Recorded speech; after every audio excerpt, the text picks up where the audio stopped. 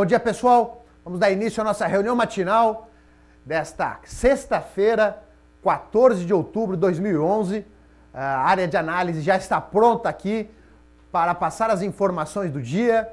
Muitas notícias importantes. Uma sexta-feira realmente de tirar o fôlego. Os mercados aí aguardando ansiosos a reunião do G20, que iniciou hoje em Paris.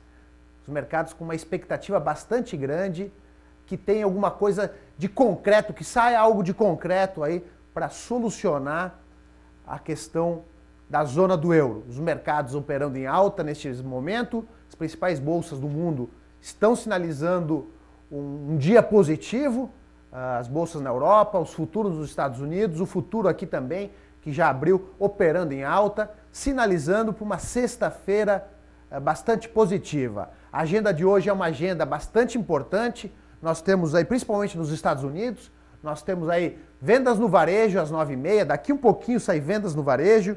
Nós temos também confiança do consumidor às 10h55. Além do que, nós já tivemos aí dados na noite anterior, na noite da quinta para sexta-feira, o Google divulgou seus resultados referente ao terceiro trimestre, dados bastante positivos, surpreendendo positivamente os investidores e contribuindo aí para essa sexta-feira com viés de otimismo nos mercados. Eu estou com o professor Carlos, que vai conversar um pouco com a gente. Carlos, hoje nós temos aí uma sexta-feira de muita expectativa com a reunião do G20, que é os ministros das 20 maiores economias do mundo que estão reunidos em Paris. E também nós tivemos dados de China positivos.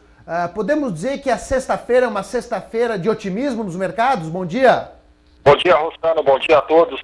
De fato, a sexta-feira inicia otimista, né, Rossano? Uma perspectiva de resultados interessantes, principalmente em função da reunião do G20. Obviamente, como bem coloca o Financial Times na capa, né, existem alguns entraves para a participação do FMI na ajuda aos países em dificuldades na Europa, né? Então essa questão que se coloca, a reunião do G20 é justamente tentar unir forças para se montar então um pacote através do FMI para que se possa complementar então o Fundo de Estabilidade na Europa. Obviamente que o entrave que aparece nesse momento ainda vem dos países emergentes, entre eles o Brasil e a China, que discutem uma maior participação no fundo. Essa é uma questão política, é importante lembrar que a formatação do FMI é composto a partir da participação de recursos financeiros dos países membros. Então é a partir do recurso depositado no FMI que os países têm então direito a voto. Então é uma discussão um pouco mais ampla, mas há uma perspectiva positiva,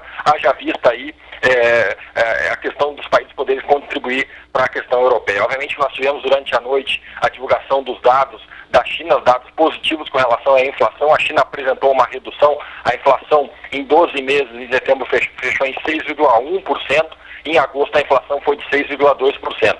Cabe lembrar que a China vem promovendo já há alguns meses uma série de ajustes com relação à sua política monetária. A tendência é que o país mantenha esse aperto monetário até que a inflação convirja um pouco mais próximo da meta, que é de 4% no país.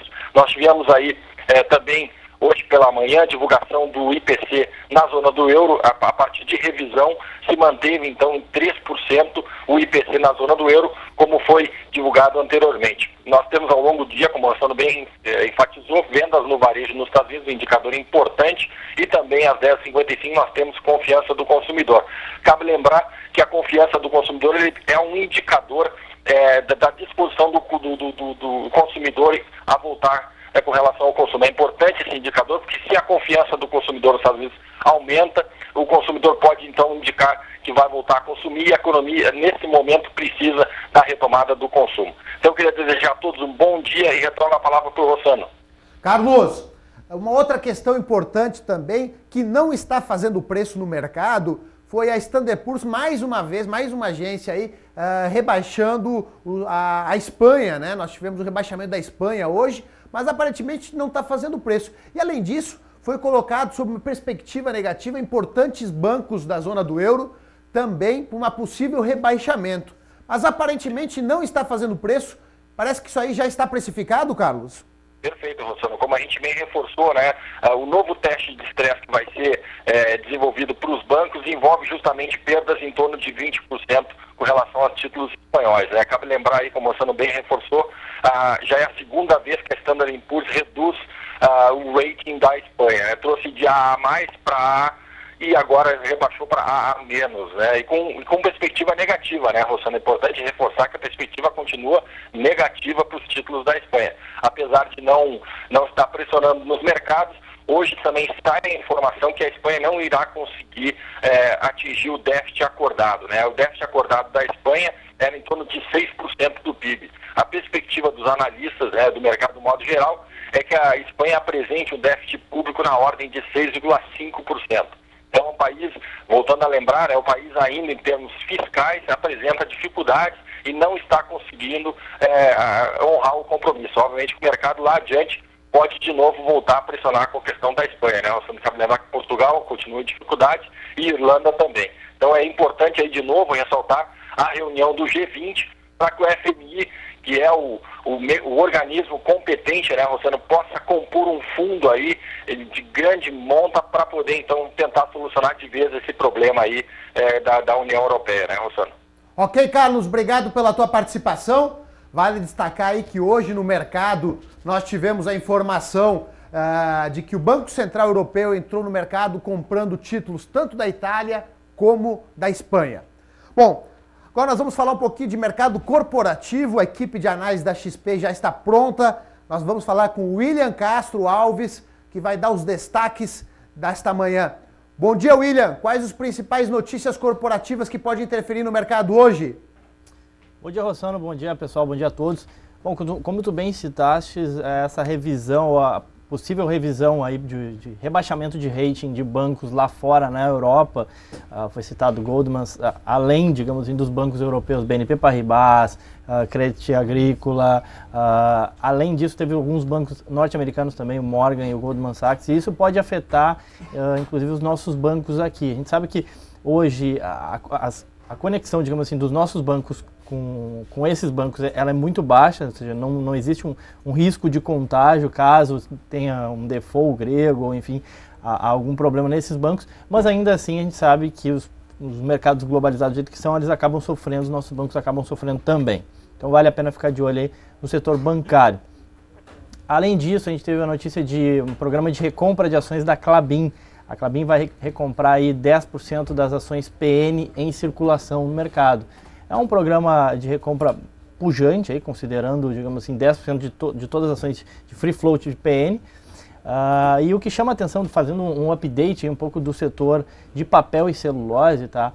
A Klabin, ela vem tendo uma boa performance ao longo do ano, tá? O papel sobe algo em torno de 3%, enquanto o Ibov cai 21%. Então, ou seja, esse programa de recompra não é porque as ações caíram muito, diferentemente do que aconteceu com Fibra, que de fato caiu, ou Suzano, que de fato as ações caíram bastante, tá?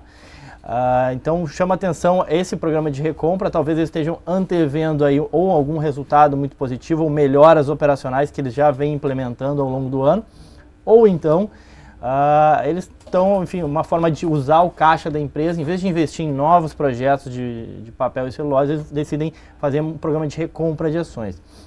Eu gostaria só de chamar a atenção para o gráfico da celulose, que está aqui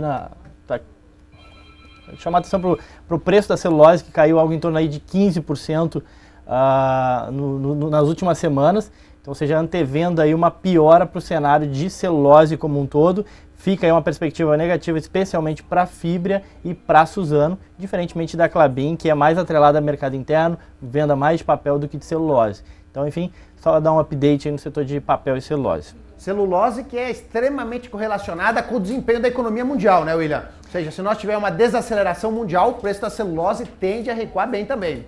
Exatamente, Rossano. Eu acho que por isso essa queda aí de 15% aí nas últimas semanas. A gente vê que a Europa patinando, os Estados Unidos também não cresce e a China também arrefecendo. A China, que era um importante comprador aí de celulose, vem arrefecendo e isso já se refletiu nos preços da celulose. Isso deve impactar negativamente aí, mais uma vez, a Fibra e a Suzano. Ok, William, obrigado. Bom, vamos falar agora com mais uma integrante da equipe de análise da XP. Nós temos, vale destacar que a equipe fundamentalista ela é composta pelo William, pelo Daniel e pelo Gustavo. E eu agora vou falar com o Gustavo Pires, que vai comentar mais notícias corporativas. Bom dia, Gustavo. Temos notícias que possam influenciar o mercado hoje? Bom dia. Olá, Rossano. Bom dia a todos. Bem, o principal destaque da parte corporativa, pelo menos da minha parte, é em relação à Marfrig. O presidente da empresa enviou um comunicado ontem formando uma grande reestruturação dentro da Marfrig. Ele pretende aí pegar todas as subsidiárias de bovinos, ou seja, Uruguai, Argentina, Brasil, transformar em uma única plataforma. A intenção é reduzir custos, tá? Eles também estão inaugurando no final desse trimestre, agora no final do ano, um centro de distribuição em São Paulo. Estão tentando otimizar toda a estrutura administrativa que eles têm hoje aqui no Brasil, juntando tesouraria, RH, administrativo, enfim. A ideia da companhia é tentar enxugar o máximo possível despesas, reduzir custos, para tentar aí melhorar a margem da empresa, da Marfrig, que já vem sendo bastante pressionada, né? Que vale lembrar que o cenário é bastante desafiador para a Marfrig, alta nas commodities, o dólar finalmente começa a ajudar um pouco, a Marfrig é uma grande exportadora, então a empresa vinha numa dificuldade operacional bem relevante, está tentando buscar uma forma de estar melhorando essa estrutura operacional dela, Rossano. Ok, Gustavo. Esperamos aí que o preço isso aí reflita aí no preço das ações aí, pelo menos no curto prazo, né? O preço de Marfrig vem caindo muito ao longo do ano, uma queda extremamente significativa. Rossano, só para você ter uma ideia, hoje a Marfrig vale 40% do patrimônio líquido dela, quando deveria valer pelo menos 100% do patrimônio líquido, então realmente um desconto extremamente elevado, dos maiores da Bolsa, só para você ter uma ideia, tá? Provavelmente o ativo dentro do Ibovespa com o maior desconto para o seu patrimônio líquido, isso porque a empresa tem mais de 10 bilhões de reais em dívida bruta, isso assusta o mercado, existe alguns investidores com receio mais acelerado de que a empresa possa inclusive dar um default, tá? Mas acho que vale lembrar que ela tem do lado dela, um dos maiores acionistas da Marfrig é o BNDES, ele tem 2,5 bilhões de reais em debêntures que pode ser convertido em ações, então apesar desse elevado endividamento, ter um parceiro estratégico como o BNDES é uma forma de dar um pouco mais de credibilidade ao endividamento da companhia. Gustavo, apesar de todo o endividamento da companhia, operacionalmente a empresa vai indo bem. Produzindo, tá gerando caixa. O bem eu diria que ela está no campo positivo, tá? Ela tem uma margem EBITDA, ela gera caixa, tá? A geração de caixa dela é positiva, então na operação de abate de bovinos e posterior comercialização, ela consegue lucrar, ela consegue gerar caixa, só que por conta do elevado endividamento, ela vem enfrentando prejuízos, aproximadamente 60 milhões de reais de prejuízo ao longo de 2011. Então é uma situação delicada, é uma empresa que depende de fluxo global, mas enfim, ela está tentando otimizar e melhorar e mostrar ao mercado que ela vem buscando uma forma de otimizar a sua estrutura administrativa para melhorar na margem. Ok, Gustavo. De olho em Marfrig, então. Obrigado pela participação. Até a próxima. Agora, nós vamos falar um pouquinho de mercados futuros. O homem dos futuros, chamado Tito Guzmão, vai conversar um pouco com a gente aí sobre commodities, índice, dólar, enfim, tudo o que opera em mercados futuros na BMF. Eu estou com ele ao vivo, direto da área de análise. Tito Guzmão, quais os principais destaques desta sexta-feira? Bom dia, Rossano, bom dia a todos. Eu ia até querer começar sem falar de futuros. Saiu agora, Rossano, vendas no varejo. Expectativa era 0,7 e veio acima, veio 1,1, Rossano. Então o mercado já deu uma acelerada. O nosso índice que estava tradando aí na casa dos 500, 450, acelerou, foi buscar o patamar dos 750. Então acabou de sair vendas no varejo, acima aí do que o mercado esperava. Lá fora também acelerou, Dow Jones batendo máxima nesse momento. Notícia e o dólar muito boa mesmo, hein? Notícia muito positiva e o dólar fazendo mínima nesse momento. 1.742, fazendo mínima nessa sexta-feira. Bom, já que eu comentei aí esse indicador tão positivo, o índice tem como resistência agora esse patamar de 750, 800. Vamos ficar atentos até para uma venda um pouco mais arrojada aí nessa zona de preços, ou se romper, pode buscar a casa dos 56,030, 56,050, ok? Então o mercado nesse momento testando resistência aí nesse patamar dos 750 após os números positivos de vendas no varejo.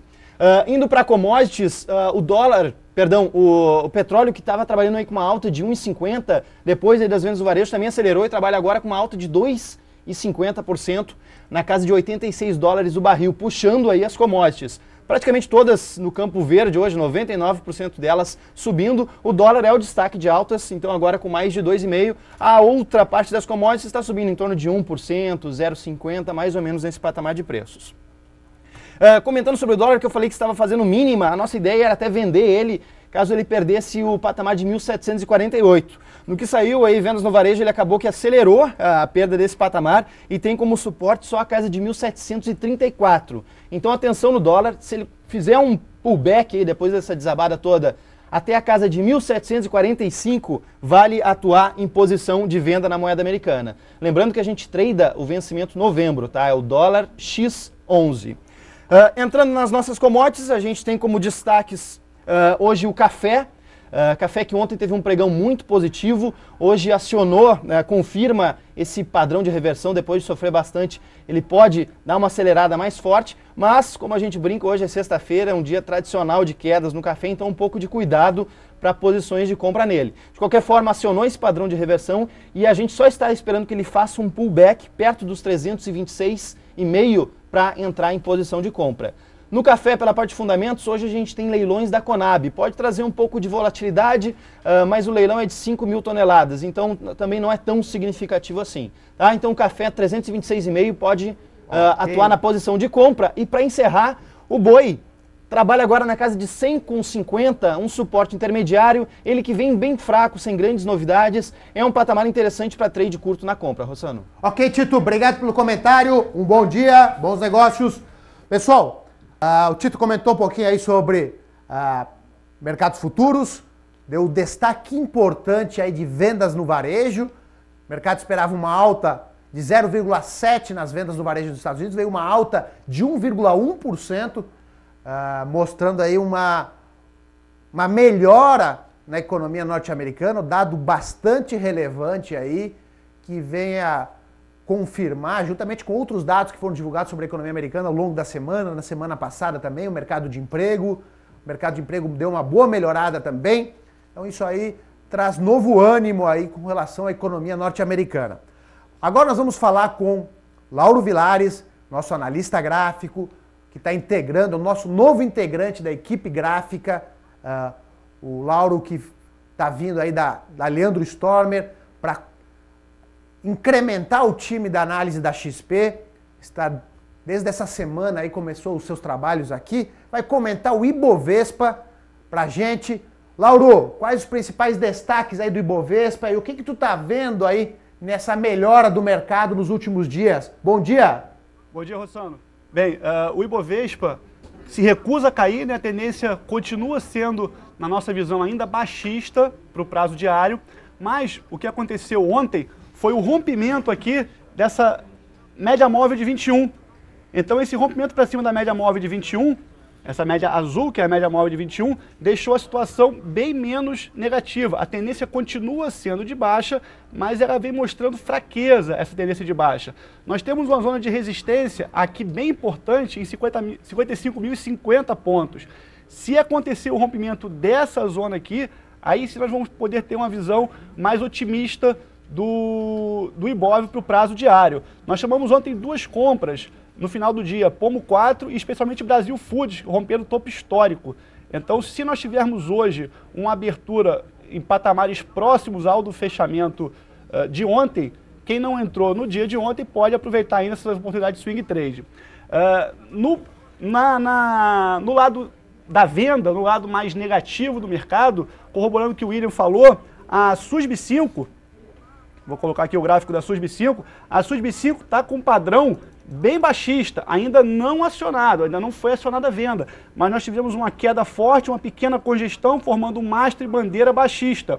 Se tivermos um rompimento para baixo desse padrão aqui, se tivermos a perda aqui de 7,40, 7,50 mais ou menos, a gente pode ter uma boa oportunidade de venda alugada, mas isso só mais perto do fim do dia. Então, vale a pena acompanhar a SUSB 5 aí para uma operação de venda. Se ela for acionada, vocês vão ficar sabendo aí através dos meios que você já conhece, ok? Então, esse aí é o meu destaque para acompanhar no dia de hoje a SUSB 5, na ponta da venda. Na ponta compradora temos algumas ações que estamos acompanhando também, mas o que eu estou achando mais interessante mesmo é a SUSB 5. Ok, Lauro, obrigado pela participação. Vale destacar que o Lauro chamou compra ontem no final do dia em Brasil Foods, uma bela compra, rompimento da máxima histórica, o papel aí demonstrando força. Então quem não entrou, ficar de olho na compra de Brasil Foods e ficar de olho, como ele comentou também, quem quer operar na ponta de venda, caso seja acionado ao longo do pregão, caso confirme o rompimento da figura Suzano, SUSB5 na ponta de venda. Então ficar de olho aí. E o Ibovespa, importante resistência também nos 55.050 pontos, outro número importante que a gente tem que ficar de olho. Rapidamente nós vamos passar para Guto Cerávulo, especialista em derivativos e long and short, que vai comentar para a gente os destaques para o pregão desta sexta-feira. Guto, o que nós temos no mundo do long and short e derivativos para hoje? Bom dia! Bom dia, Rossano. Bom dia, investidor. Rossano, hoje tem mais uma oportunidade, tá? É um par que era considerado conservador, tá? Devido à alta volatilidade, se tornou agressivo. Tá? Eu acho que está valendo muito a pena, tem 16% de upside, tá? É comprado em Banco do Brasil, vendido em Itaú. Rossano, eu estou querendo há muito tempo procurando aí BTC, a gente conseguiu aí um BTC, tá? Estão repetindo o par, comprado em Banco do Brasil, vendido em Itaú. Por favor, mostrar aqui na tela. A gente tem aqui a banda de Bollinger abrindo, Rossano, mostrando volatilidade, tá? Ratio de entrada desse par fica aqui, ó, 0,7585, tá? Com stop de 5% a 0,7205. O nosso objetivo, Rossano, é na média de 40 a 0,8791. Tá? Então aqui na figura do par, como a gente pode ver, está bem aberta, está valendo a pena, Rossano. E pela parte, tá, de financiamentos, tá, fica destaque aí para OGX K11. Rossano, a OGX K11 está dando 2,33 de taxa bruta para 13 de proteção. Ok, Guto, obrigado. Então ficar de olho aí na oportunidade Banco do Brasil contra Itaú. O Guto acabou de destacar também. E para aqueles que gostam de financiamento, operação feijão com arroz, que busca taxa, operações de financiamento e OGX. Agora, saindo do mundo de renda variável, vamos para o mundo de renda fixa com ela, Laura Bartelli. Bom dia, Laura. Quais os destaques para esta sexta-feira? Bom dia, Rossano. Bom dia, pessoal. Bom, pessoal, em renda fixa a gente segue um pouco o mesmo discurso, né? Em função dessa expectativa de queda na taxa de juros e aumento de inflação, a gente está sugerindo títulos indexados à inflação. E nesse sentido, vale a gente mencionar, terminou os CRIs, a gente está sugerindo debentures, ALL, Brookfield e Companhia Rota das Bandeiras. Mas, Rossano, hoje eu queria comentar um pouquinho mais sobre as debentures da ALL.